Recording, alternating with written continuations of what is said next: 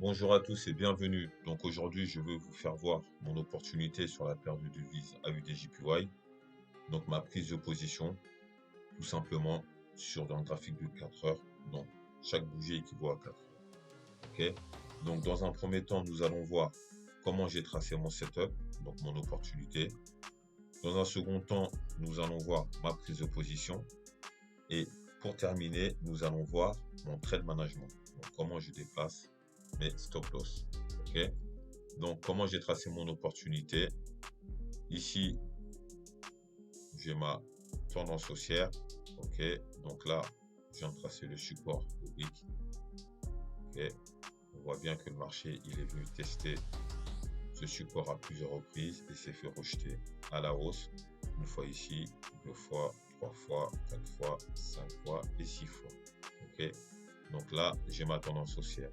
Comme on peut le voir juste ici, on a des points bas de plus en plus hauts et des points hauts de plus en plus hauts. Donc, la théorie de dos. Ensuite, juste au-dessus, j'ai ma résistance oblique qui est là. On voit que le marché est venu la tester à plusieurs reprises et s'est fait rejeter à la baisse. Une fois ici, deux fois, trois fois, quatre fois, cinq fois, six fois. Ok. Donc, là, j'ai ma tendance haussière. Ici, j'ai ma tendance baissière. Mes chiffres ronds, je les ai schématisés à des endroits clés, comme vous pouvez le voir ici, au niveau des 93 900, ok, et ici, au niveau des 94 900. Ok, donc ces chiffres ronds, ce sont mes supports et mes résistances institutionnelles, tout simplement. Ma zone de sortie numéro 3, je l'ai mis au plus bas. Ma zone de sortie numéro 2, je l'ai mis au niveau des chiffres ronds. Et ma zone de sortie numéro 1 qui a été atteinte, je l'ai mis au niveau des 94 900. Vous voyez, au niveau des chiffres ronds, là, le marché, ici, il est venu réagir dessus. Ok. Ici, on voit qu'il est venu tester les chiffres ronds en tant que support. Ici, il l'a cassé et il revient la tester. Donc, d'où l'importance de toujours schématiser les supports et résistances institutionnelles. Ok. Donc, moi, la prise de position, je l'ai prise ici. Là, on voit bien que le marché il est venu effectuer un double top sur la résistance oblique. Premier top, deuxième top. Ici, il vient de casser le support. Ok. Et moi, je suis rentré en position ici à la position de la bouche. Ok. Comme on peut le voir sur le Discord, car je partage toutes mes opportunités sur mon Discord privé. Ici, comme on peut le voir, nouvelle transaction de vente. La paire de devises, toujours AUDJPY. On est sur du 4 heures. Ok. Ici, on a le stop loss qu'on configure dans MT5. Juste en dessous, on a le stop loss très important qu'on doit noter dans le calculateur de position qui va nous servir à calculer notre risque et notre lot, tout simplement. Ici, on a le take profit et ici, on a le RR. Ok.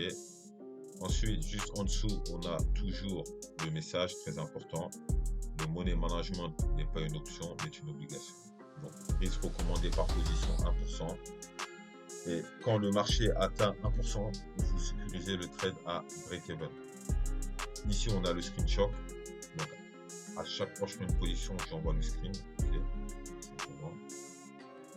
Ensuite, le 19 août, donc un jour après, donc vu que le marché était en drawdown négatif, du coup, comme je l'ai notifié ici, AUDJPY commence à sortir des ténèbres. Ok.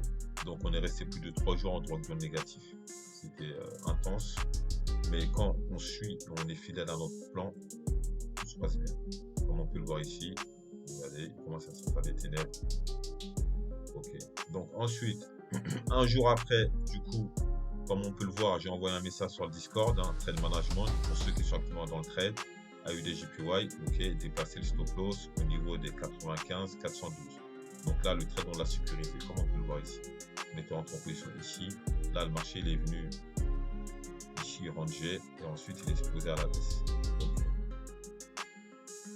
Donc, moi, de là, j'envoie la capture avec le stop loss qui a été déplacé, donc le trade management. Ici, on a les profits sur mon compte Vintage FX. Donc ça, c'est mon compte propre. Okay. Et ensuite, ici, on a les profits sur FR, vu que je trade en compte propre et aussi avec un profit en FR. Okay. Donc actuellement, le trade, il est toujours en cours, vous pouvez le voir. Là, le marché, il est venu casser les chiffres ronds. là, il essaye de revenir tester la résistance, parce que les chiffres ronds, maintenant, ils ont été cassés, ils lui servent en tant que résistance. Ok, donc moi, mon alerte, dans tous les cas, je la place juste en dessous. Et je vais surveiller ce trade là. Donc, vu que c'est sur 4 heures, donc en règle générale, les opportunités elles peuvent prendre de 2 à 3 semaines. Mais bon, le trading, c'est de la patience, tout simplement. Donc si vous avez des questions, n'hésitez pas à les poster en commentaire. Et je vous souhaite une très bonne journée et je vous dis à bientôt pour le suivi du trade.